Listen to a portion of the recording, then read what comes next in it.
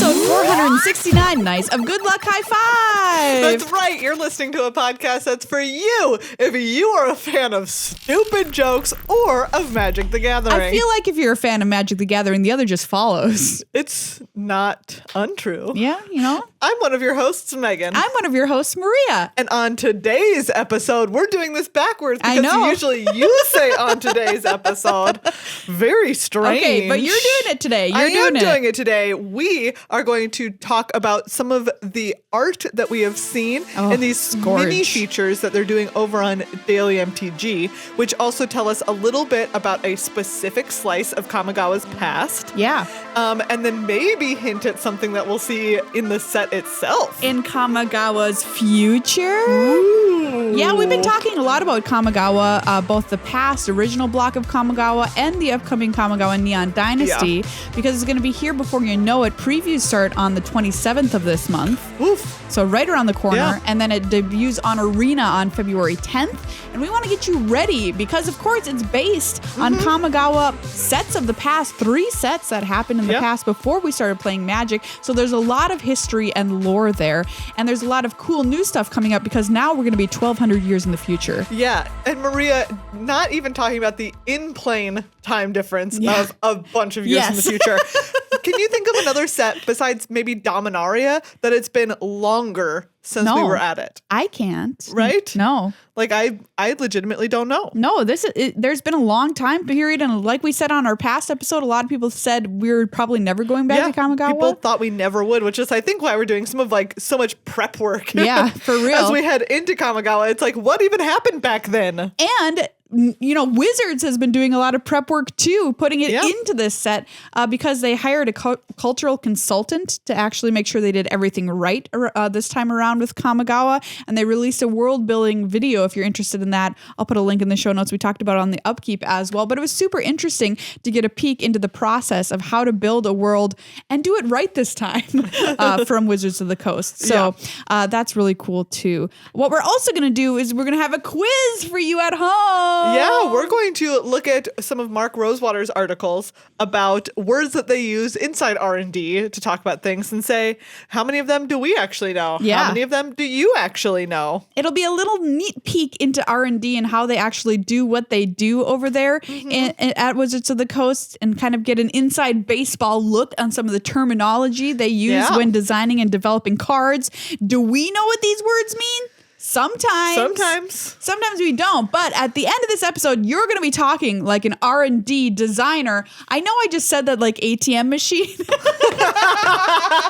or AI intelligence. You said it correctly, R&D designer, because it's research and development, not researcher and design. Research and designer, like research and development. Okay, so you're going to be talking like an R&D designer. You're going to be talking like an ATM machine. Beep boop, put in your pin. Yeah. Ooh, that tickles. No. What if an ATM? If an ATM talked to me like that, I would never use an ATM again. What if it sounded I barely use one anyways. When you poke the Pillsbury Doughboy and he goes, ooh. No. When you typed in your pin, it would be so uncomfortable. It would be really uncomfortable. I would not be here for that. Well, other uncomfortable. Moving away from uncomfortable things, we have people to thank before we get started. Yes. First and foremost, our patrons of this show over on patreon.com/GLHF Magic. Thank you to every single person who supports the show. And especially to our 3 newest patrons, John, Agile Bill, and Mr. Murph. Oh, thank you so much for joining the family, all of you. Agile Bill played in our tournament this past weekend. Yes, in the patron-only tournament that happened this past weekend, which was a great time. It was so fun, and it's just one of the perks you get for being a patron of Good Luck High Five. You get to play in our tournaments. You get to come to our movie nights. We're doing one next month. You get to be in our awesome Discord, hang out and chat with other cool people. And the knowledge that you support art that you care about and that helps your life be a little bit better. And you can become a patron for any dollar amount over on patreon.com/GLHF Magic. So head on over there, become a patron. We've got some exciting stuff coming up in February. It's going to be awesome. Yeah. It's going to be a good month, albeit a short one. It is a short month, but it's a good month. Yeah. Hey, just because you're short doesn't mean you're not good. Just because Caesar stole some of our days to put them in his month doesn't mean I call February my month because of my birthday month. So that's why I'm using these words. Yeah, I get it. But even though he stole our days, we can still make those the best days of the year. Where did he put them? July. Oh, that's nice. That's nice. I mean, I suppose for as far as seasons are concerned, yeah, he put them in a better season. I'll be honest, I'd prefer to have more of July than more of February. Yeah, that's true. That's a good point. Thank you as well to our sponsor, Card Kingdom, cardkingdom.com/GLHF. Shipping so fast you can order in February and get it in February. Yeah, right? I know. Even though it's a short month. You'll get it way before the end of the month if you order at the beginning of the month. You'll get it so quickly. I tried to make it work. It worked. It worked. Thank you. We love Card Kingdom. They're such a fantastic place. Physically, you can check out their cool stores. Oh, such cool my stores. Gosh, they're awesome. Ugh. And you can buy mead and play board games. Someday we'll be able to travel again and go there. I know. Someday. What song is that? I wasn't singing a song. I was. You're writing a song. Yeah. Someday we'll get to go to Card Kingdom stores. But that's what you're thinking. Oh, yeah. Okay. Someday over the rainbow. And be in those beautiful stores once again. Yeah. They're fabulous places. And if you can't go, you can buy cool stuff from them. Mm-hmm. They've got so much cool stuff, excellent customer service, super fast shipping, just the best place to go for all of your magical needs.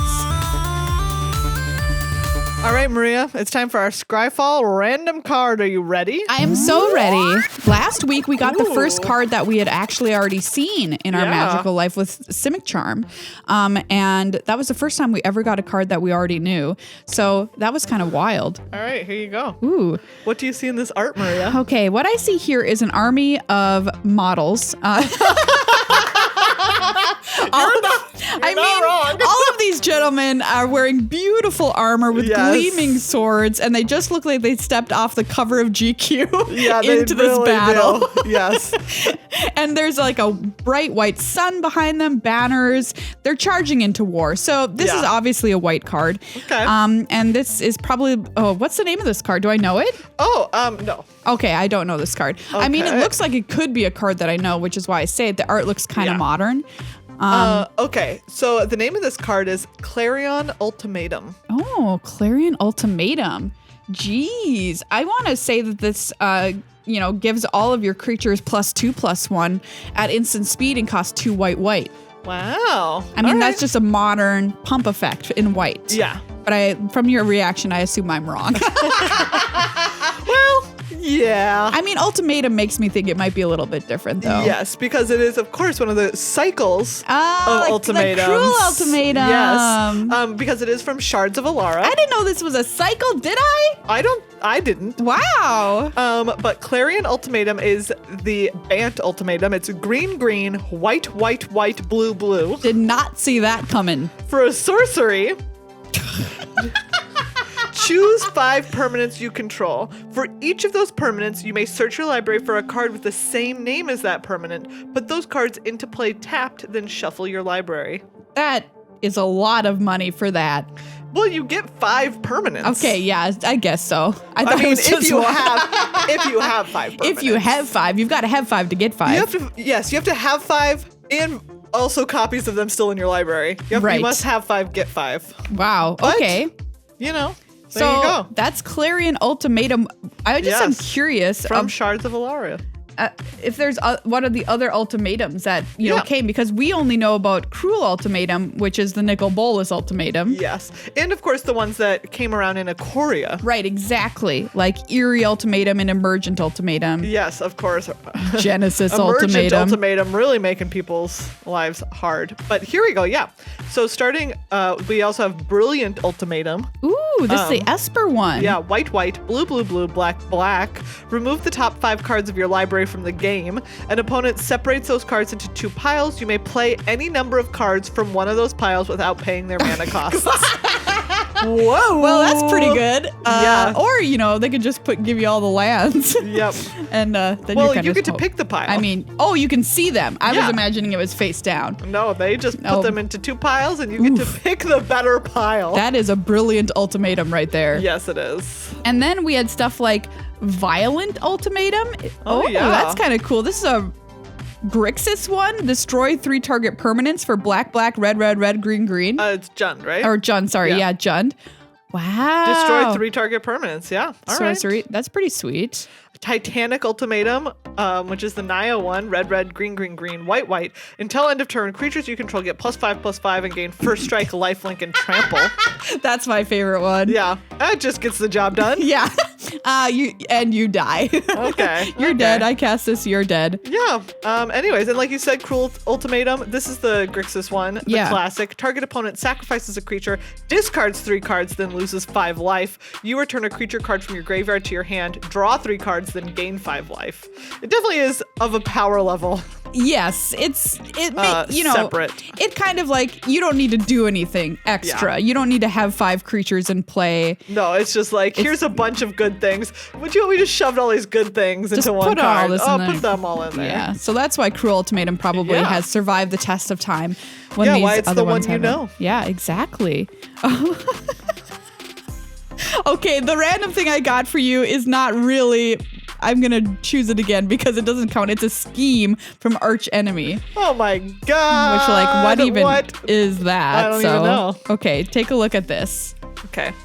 Oh, okay, I see. It looks like a wizard. I'm trying to, but it's a fish wizard. Okay, look, I'm just going to say it. It's a fish wizard. Cool. Who in one hand is holding like a spear and his other hand ends in like a weird, like... I don't know. It looks like a hammer, but with 3 points on it. Oh, sure. Yeah. Yeah. And he's standing on a rock with a little cloud behind him. How cute. And maybe he's a wizard, but maybe he's the Pope of Fish. That's based on his garments. I don't know why you think this is a fish. Do you think this is the eye? Yes. I think that's the hat. Oh, well, where's his face? I don't know. Maybe under this stuff? But why? I'm not sure, actually. Well, okay, fine. I'm wrong about it being a fish, but it looks like a fish to me. It looks like the Pope of Fish. I wish it was the Pope of Fish, honestly. The name of this card is Dogged Hunter. Okay. Dogged Hunter. What do you think it does? I'm wildly surprised. It's a weird card name, honestly. Yeah, Dogged Hunter. Yep. I guess I'm going to think that this is a green card, even though that art did not look green. The name sounds green. The name sounds very green. Dogged Hunter. 3 and a green. When it enters the battlefield, another creature you control gets +1/+1 and fights a creature you don't control. Okay, very green card you've designed for us. However, this card is white. Oh my goodness. Okay. Costs 2 and a white. It's a 1/1. 3 mana 1/1, everybody. I've never been more wrong. Creature type, human nomad. Okay. All right. Tap, destroy target creature token. Whoa. Yeah. Isn't that weird? Nice. Look at that. Oh, do you know what? I've seen this card because if you get it on 3 in Momir. Back when we played Momir on Magic Online. Oh, absolutely. You get this card and you're just like, well, good night, I win. Yeah, totally. Yeah, it's incredibly powerful, obviously, in Momir, where everything's a token. This is from Odyssey. Why can I not understand what's happening in this art? Look, I mean, it is human nomad, so It's human. There's a human under here, I guess. It's just kind of hard to.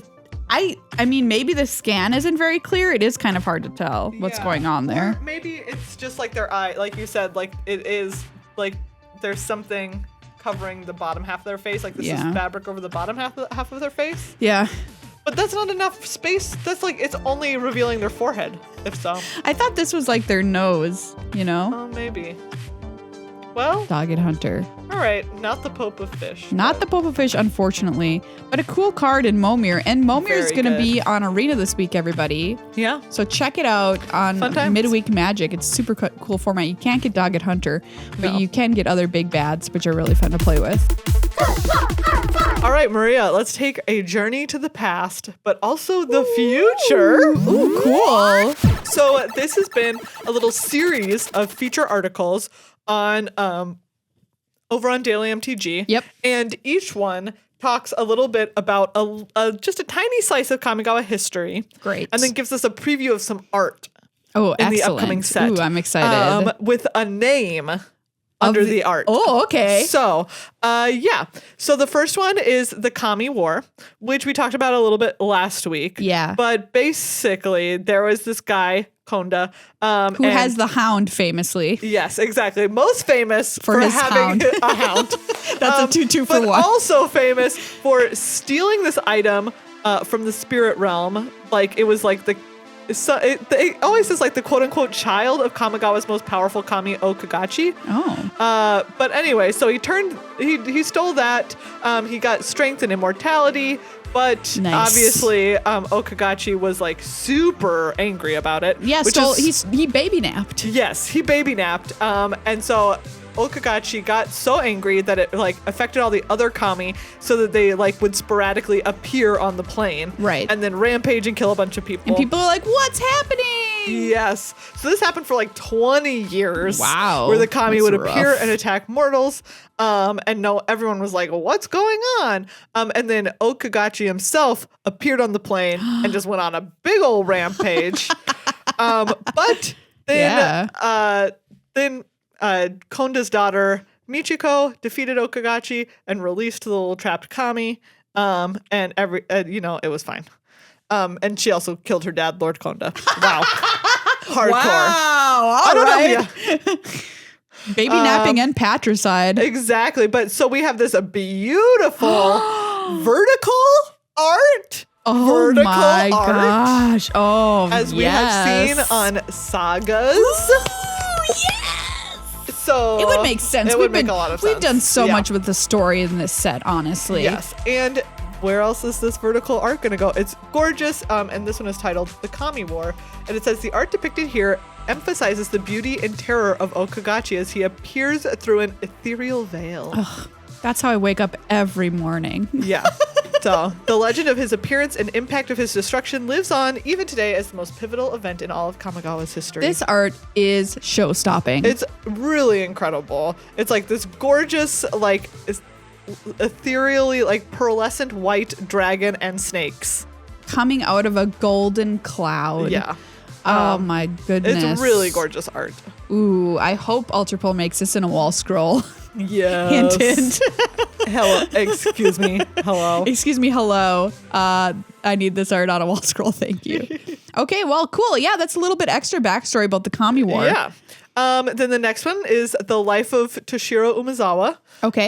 So this was a guy. It turns out that remember when I told you about the Reckoners and like the people who went around collecting debts. Yeah. He had ties to the Reckoners. Okay. So, in general, he was just like the type of person going around, getting into mischief. Great. Doing what he feels like. Love it. So yeah.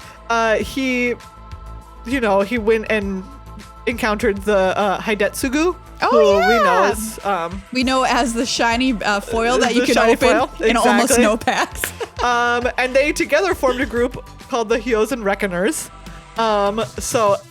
Core among the Reckoners' tenets was the belief that if one were to cause harm to any member, it would be the responsibility of the others to avenge them. Naturally. But eventually he kind of like wriggled out of that. But it turns out that they survived because we know that they exist. Yes. On current Kamigawa. The Reckoners. Yes. Yes, exactly. Because we heard about them in last episode, like you said. Kato is a member of the Reckoners. And the Umezawa line lives on. Yes. In fact, the Umezawa of today, of Neon Dynasty, is the head of the Reckoners. Right. Ooh. So nice. There you go. Some little history tie-ins. And that's the card we saw previewed over the winter break. Yes, okay. Exactly. So Toshiro Umezawa also became an acolyte of Myojin of Knight's Reach, who is a very powerful kami. And like if you become an acolyte, then you can access the kami's abilities. Oh. It's like a little symbiotic, relationship. Kind of Ren and Seven sort of situation. Oh yeah, maybe a little bit. It's like you're not a host or like nobody's like a host, but you can like, you can tap into some of their powers. Do you ever think about how many creatures are having a symbiotic relationship on your face? No, and right I don't need to. Yeah, sometimes I just remember it, but you have to forget it. You can't think about it all the time. Live with that conscious thought in your mind. It's in your hair, just to make your hair happen. In your eyelashes. No, let's stop. We have to stop. I understand that I added, but it turns out that I wasn't up to the task of like continuing on. Yeah, it's fine. Stop. All right, stopped. The thought is gone. Yes. So anyways, he went, he had a lot of shenanigans happen. Great. I love shenanigans. But most importantly, at the sort of towards the end of this all, he got involved in the Kami War. So he helped rescue the Princess Michiko. Okay. Who then, like later on went on to like also helped rescue the stolen Kami that Lord Konda had and helped Michiko and the Kami communicate. Oh, cool. And helped her free the trapped Kami, who later became Kyodai, who like has the connection, the telepathic connection even today with the Emperor. Wow. Yeah. And so, but in order to help save Michiko and the Kami, he used the powers that he had as an acolyte of the Myojin of Night's Reach. Yep. And she was like quite angry because he didn't ask permission first. And she to was use like, her powers. Yeah. And you gotta ask. And she banished him from the plane of Kamigawa. Oh. What does that mean? Where did he go? We don't know.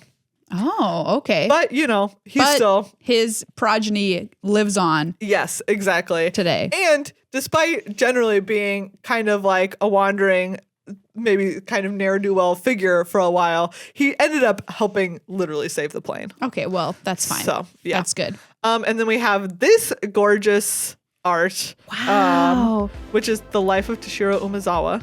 And this is beautiful. This looks like, speaking of wall scrolls, this looks like a wall scroll, like it's on that kind of paper. Yeah. Looks like traditional Japanese ink painting with this warrior in various states of battle. Yeah.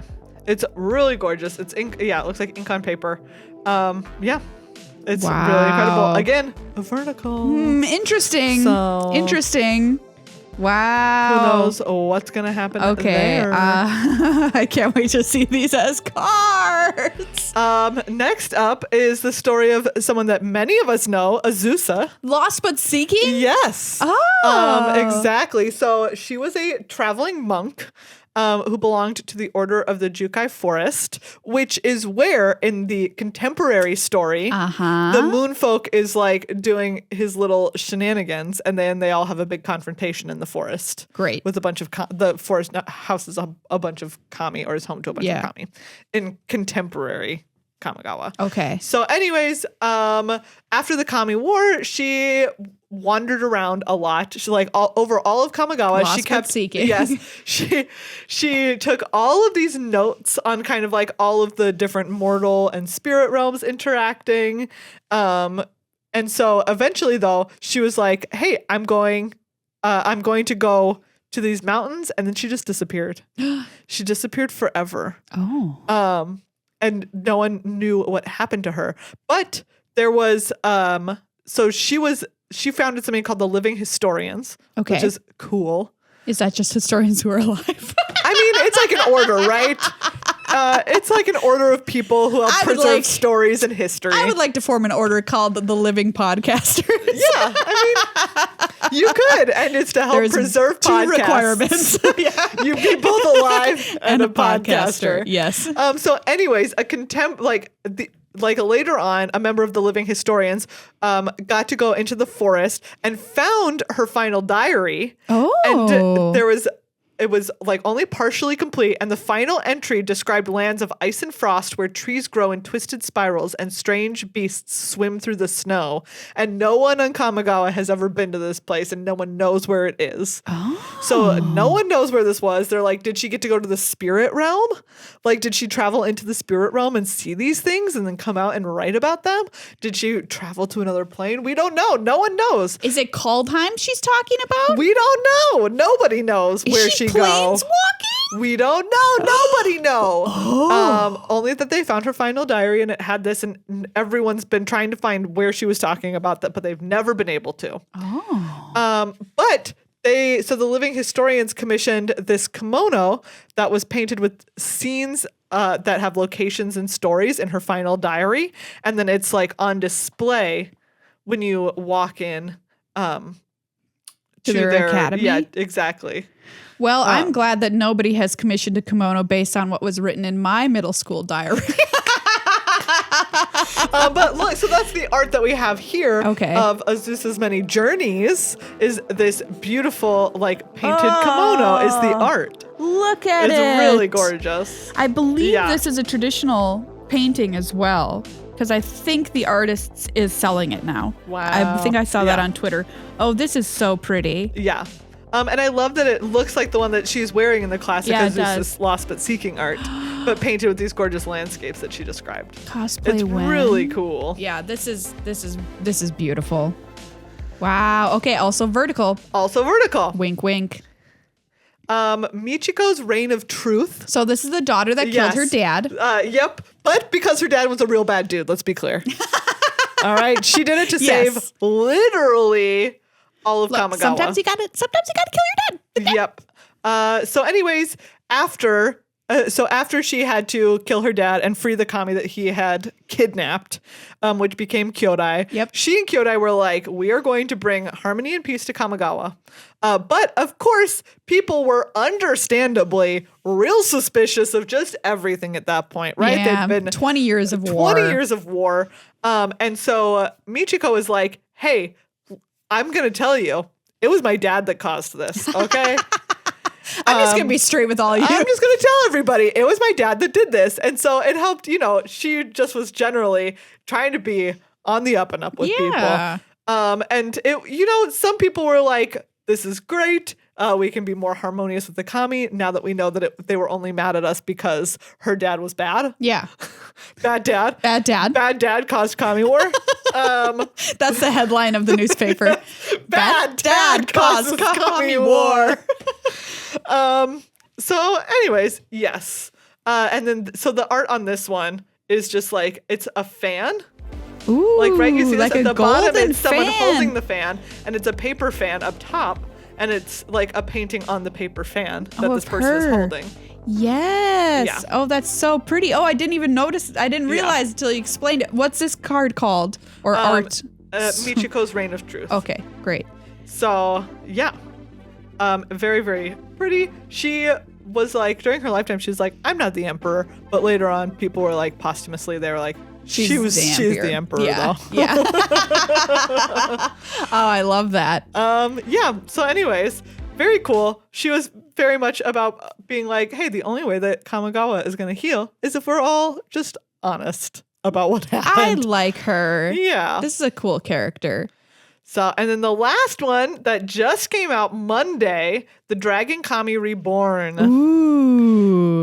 So yeah, This is my favorite art yet. which is really saying something, but it's incredible. Oh, look at this. So there's like, right there are the 5 dragons of Kamigawa, the 5 like big Yes, drags. the legendary drags. And a bunch of them were injured or killed in the Kami War. Yosei died. Jugen died. Look, Keiga died. they have death triggers. on Yes, the cards. exactly. A bunch of them died. And so, like, without them there to help protect stuff, there were, like, the Oni came and made, trouble. Yeah. So eventually people were like, hey, we're going to do a ritual to resurrect Jugen, the green dragon. And Jugen and Ryusei helped, like, fight back this Oni incursion that was happening. So anyways, but Jugen was like, oh, hey, you brought me back from the dead. But while I was dead, I could tell that something was wrong. While I was dead, I knew something was up. Yes, that's what Like the dragon you do. said. And she was like, hey, I'm no longer like connected with Kamigawa the way I was in the past. And it makes sense because Kamigawa has moved forward. And so we have to move forward. So so Jugen, who is resurrected, and Ryusei, like, willingly put themselves inside of an egg with the essences of the other 3 dead dragons. Whoa. All 5 of them were in an egg and were reborn. Oh. Do they still have all their memories, or are they like new babies and they don't know anything? I think that they're new babies. Kind of. Yeah. So the egg was put into Boseiju, and then was there for 50 years, and then the 5 dragons were back. Would you egg baby yourself to come back? If I felt like the whole world needed me to. Yeah. Otherwise, probably not. Yeah. I mean, this is a question. Like, for 50 years. Would you go back with all of the knowledge you have today and be reborn into a 6-year-old? Or would you take $10 million right now? $10 million. I mean, the only right answer is to take the $10 million because I cannot go through all that again. Are you kidding me? You're telling me I have to do the pandemic again? Especially I'm with the already knowledge. doing the pandemic again. We all are. Like, especially with what we know today. Like, of course, you could make more than $10 million. Duh. That's not even hard. You just invest in whatever you want that you know is going to blow up. Yes. But the problem is you have to go back to being 6-year-old as whatever age you are now. That seems like a brutal form of torture. Yeah, really awful. You have to sit through middle school math again. No, thank you. You have to sit through middle school again. Yeah, seriously. And people are like, why aren't you coming to the dance? And you're like, because I'm 37 years old and that's creepy. It is creepy. You can never, ever date anyone ever again because Ever. it will always be slightly age inappropriate.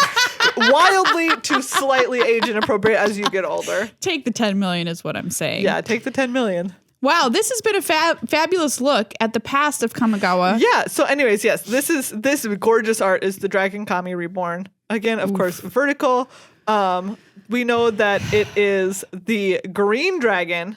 Jugen at the forefront. Oh, it's so pretty. Yeah. Wow. Really gorgeous. She has like antlers now too. If I was reborn, I would like antlers. Oh. Just as a putting that 6-year-old? out there. Yeah. Okay, so yeah, cracking out of their cosmic egg in the heart of the tree. Oh, there it is. Yeah. I mean, we love the art for this set, and it just continues to impress us as we see more and more of it. Yeah. Really excited to see how these play out in cards with their vertical art. Yeah. Huge fans of Sagas in this house. So that's our prediction there. Yeah. Wow. So yeah, that's, you know what? We haven't gone this deep on story in a long time. And I really like knowing this much. Yeah, right. Now you know a little bit about the past now. Like going into the new set, I feel like I'm all up to speed on everything that happened. Mm-hmm. And this has been a really cool story so far. So I'm excited to see where it goes. Yeah. It's time for a quiz, everybody. So put on your quiz hats and get ready to answer some questions to see if you can keep up with R&D and all their inside terms they use when designing new sets. Yeah. So the very first one of these came out. This is called A Few Words from R&D by Mark Rosewater. Yeah. First one came out in 2005. Wow, blast from the past here. Yeah. So not all of the ones here are still applicable. Yeah, that's a good point. There's a bunch of them that are not, but we're going to go through the ones that still are. Yeah. And see, what do you know about them? Oh, okay. So should we just go back and forth? Yeah, okay. All right. I'll start out. The Future League, FFL, Future League, which we do know is a league inside R&D where they are playtesting what might be busted decks. Yes. They're trying to make busted decks that might be in future standard, hence Future League. So they're not just looking one set ahead, but like multiple sets ahead that we haven't even ever heard of yet. Yeah. So if you've heard of the FFL, they're really important. And they've been expanding the members of this league over the past few years to get more people in there playtesting decks, building decks, experimenting with what they think might be in standard ahead of time to try and catch anything that might be too broken. Yeah. Fun fact from the old article, it turns out that it's called the Future League because for a while they had the Future League, which looked 6 months ahead. Oh. And they were like, that's not far enough. Yeah, so they made the Future League, which looks a year ahead. Oh, that's so cool. Yeah. I did not know that. My favorite thing about the FFL is sometimes they'll find decks that nobody ever finds. Yeah, and then sometimes they'll write about them. They'll be like, oh, we found this when we were playtesting this, and like it just never came up in standard. It never happened in standard, and so here's a look at the deck that never was. Yeah. But they can't say anything, which is also the at funniest the time, part. not until after it's not gone. Until after. Wow. Okay, Megan, do you know what incrementals are? No. Incrementals. Give me a guess on what you think this would be. What this would mean. Like, I would say it means like the smallest units that they're allowed to adjust anything.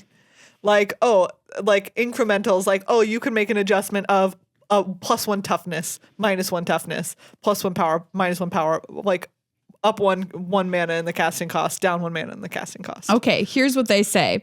For each set, R&D gets a certain number of copies of each card for us to use when building playtest decks. This practice started around the time of Mirage, so we don't have any copies of Black Lotus or the Moxus.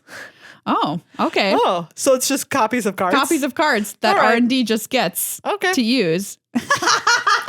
Those are incrementals. Nice for them. So when you walk into R&D, just be like, hey, you got any incrementals laying around? Yeah. And then they'll just know what you mean.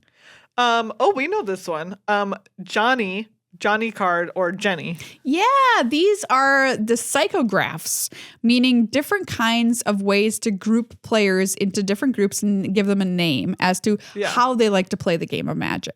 Yeah. Yeah, and these are pretty famous because they've been used for a long time to kind of help guide R&D into deciding what kinds of cards to make in a set. Yeah. To make sure they don't forget anything. So Johnny/Jenny, can't even remember what they like. They're the ones who want to look for a card that you can specifically build around. Oh, okay. They want to build something cool around a card. Okay, great. Also, I want you to look at the computers in this photograph from 2005. This is what the pit at R&D look like? Look at these computers. Oh my God. Look at how big those computers are. Those are giant computers. Those are giant computers with terrible screen resolution. Oof. Incredible. That is a sad looking work environment back then, honestly. And we also have, the other psychographs like Spike. Yeah. Who you've heard that one before, I'm sure, if somebody's a Spike. Competitive player. Yeah. And et cetera, et cetera. Timmy and Tammy, I think they like big stuff. Big fun creatures. Anyway. All right, Megan, what do you think? Let me see if I can find one here. As-fan means as-fan. This term is short for as-fanned. Okay? Like fanned, like with a fan. No, like when you fan out cards. Yeah. Yes. This refers to how often a particular subset of cards will show up in an average booster. We usually talk about as fan with regard to the number of cards on average that'll appear in a booster. Oh, interesting. For instance, in a multicolor set, a traditional multicolor cards would have an as fan of 2.3. Oh. So that means on average, a booster will have 2.3 traditional multicolor cards among the 15 cards in the booster.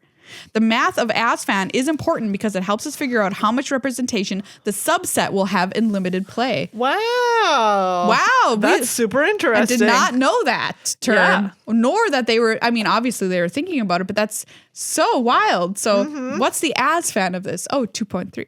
Yeah. Oh, that's cool. Okay. Interesting. All right.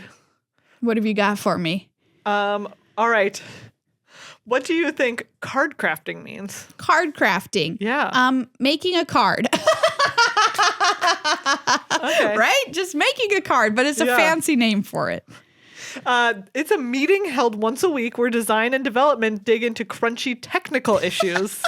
We'll talk about things like color pie and templating and rules ramifications. Oh. If somebody wants to change something about how we technically make Magic day to day, this is the meeting it most often gets brought up in first. I would like to change something about how you technically make Magic day today. Always start with a pizza. Oh. That's my offering. That's a lot of in pizza. The card crafting meeting. Do you think that you're going to always want pizza? No. I take it back. This is a terrible idea. Bye. Maria's kicked out of the crafting meeting immediately. Yep. Immediately. Okay, here's another one. Okay. Grand Central Station. Grand Central Station? Yeah, why?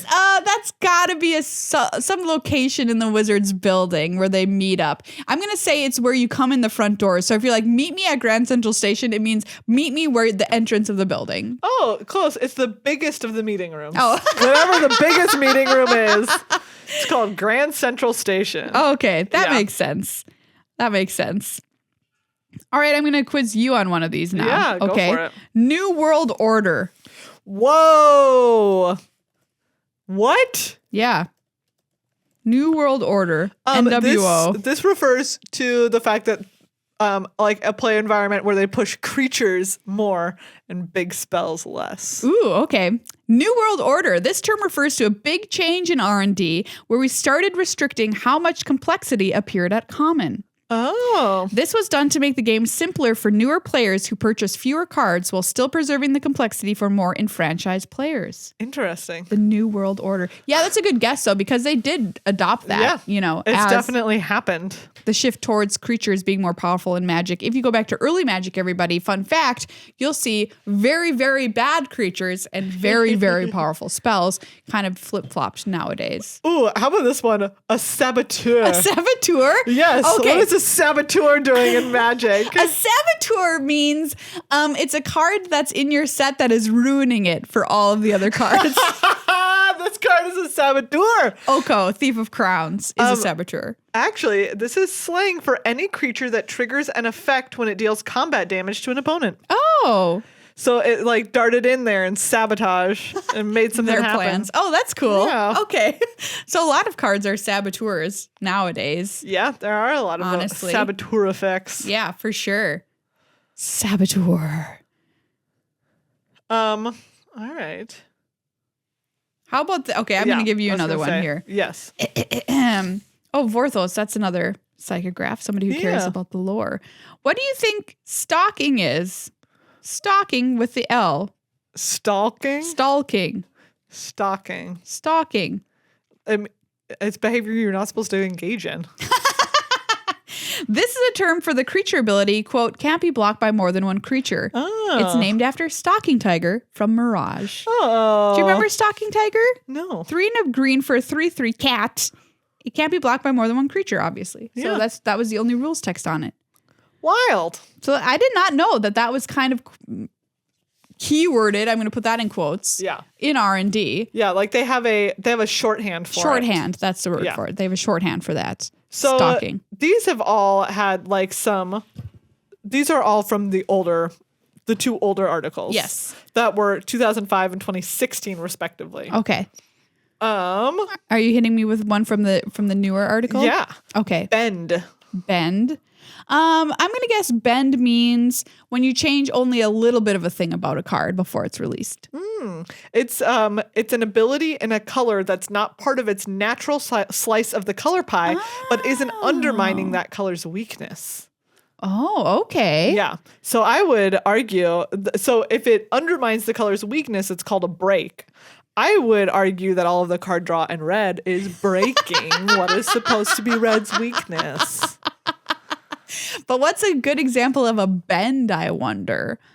That's not breaking it, but it's bending it. For instance, what about, like we talked about, like an ability from Chandra, which lets you look at the top couple of cards and cast one, and if you don't, it deals damage to them in red. Yeah, okay. That bends. That's a bend. Yeah. Okay. Yeah, I like that. Yeah. I already read this one. Block monster. Is that something with Defender? Block monster? I don't know. No, this is a deck made up of cards from all of the same Magic year. Okay. So a block that way. Usually connected to a single mechanic. We try hard to make sure that all competitive standard decks have cards from multiple years, such that they will change when rotation happens. If a deck all within 1 year becomes broken, it will take an extra year before rotation can impact it. So they want to avoid block monsters.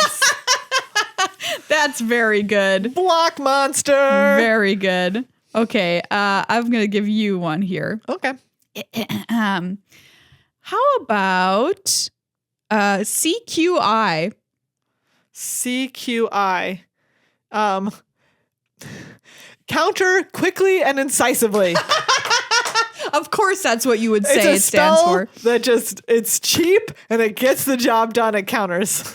A notation, so this is a little shorthand that they'll put on a card in a card file to note that it is going to be completely redesigned. Whoa. It stands for continual quality improvement. Oh, wow. That's a rough little shorthand. Yeah, like, oh. It's like such a CQI.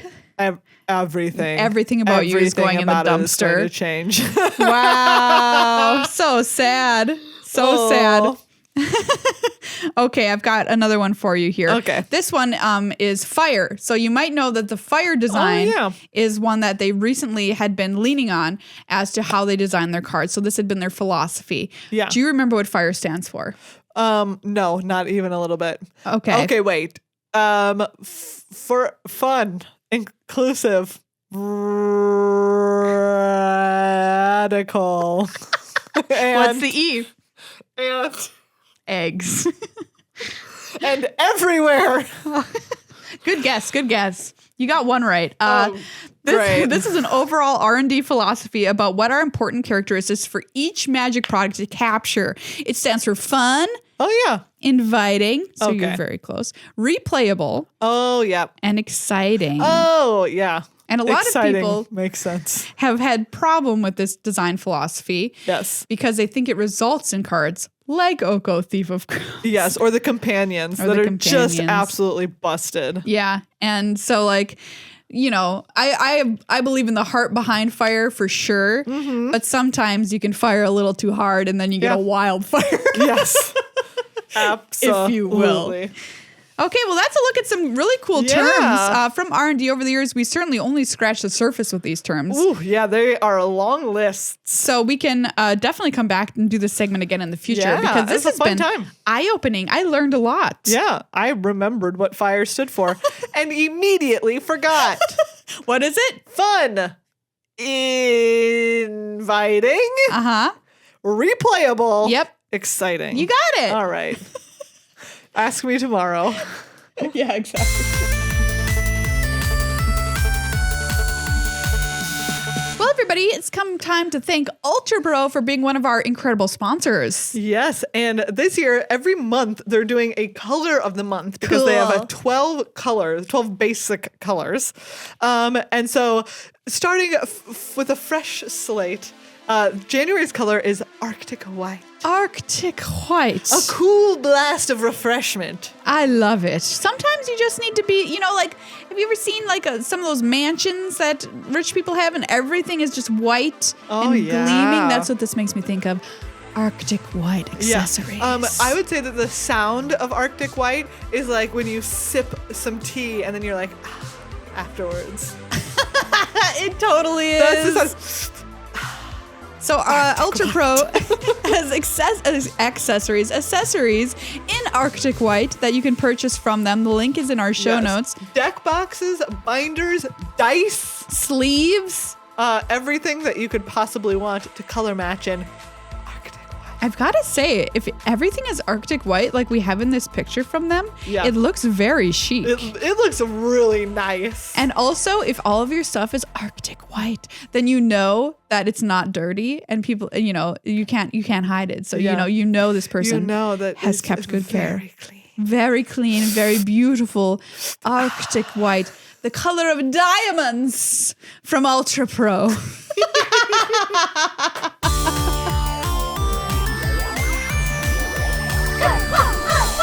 Well, everybody, thank you for listening to this episode of Good Luck High Five. Yeah, what a time. We had a great time learning about Kamigawa, learning some cool stuff from the insides of R&D, much like we ripped into that tauntaun when it was too cold out. Wow.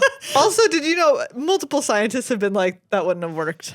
Oh, that's so sad. It would have, like, the tauntaun, since it was dead, would have just also frozen. But, like, pretty fast, I suppose. Because it seemed pretty cold on Hoth. Pretty fast. How cold is Hoth? If you know in Fahrenheit how cold Hoth is, please tweet at us with the hashtag, this is how cold Hoth is. Pretty sure nobody else is using that hashtag. This is how cold Hoth is. I just want to know how cold is it? We also, we've got so much to look forward to as far as Magic is concerned coming up in the next coming weeks. Fun events on Arena coming up this week. Midweek Magic is Momir, like we said. Yep. This weekend is the Mad Science event, which should be pretty cool, where you can win Crimson Vow Eternal Night card styles. Nice. And amass zombies for casting instants and sorceries. I'm all about that life. Who doesn't love bonuses for casting instants and sorceries? What you should be doing anyways. If you want to hear more about all the cool stuff that's happening on Arena, as well as all the other Magic news that we just kind of touch on this show, you can check out our sister podcast called The Upkeep. It's 10 minutes or less of Magic news every single week. Anywhere you get your podcast, you'll find The Upkeep.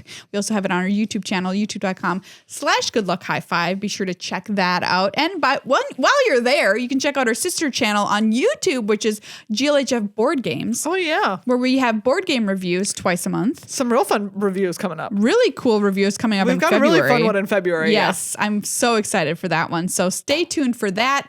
We're so excited with everything that's coming up in Magic. If you ever have anything you want to talk to us about, the fastest way is Twitter. You can follow us at GLHF Magic, and we'll respond with a fun GIF. That's a promise. Wow. Okay. That's a promise. That's a promise. That's a promise. And in 10 days, Neon Dynasty previews are here. Wow. I cannot believe it. I know. What's going to happen? We are but 2 weeks away from talking about them on the show. Oh, weird. Wow. Weird. What is time? We always say. What is time? Thank you so much to Ultra Pro and Card Kingdom for being our sponsors, and to everybody who supports us on patreon.com/GLHF Magic. And especially to our newest patrons, John, Agile Bill, and Mr. Murph. Yay. Thank you all so much. Please consider becoming a patron today. Yeah, we'll see you all next week. Boom.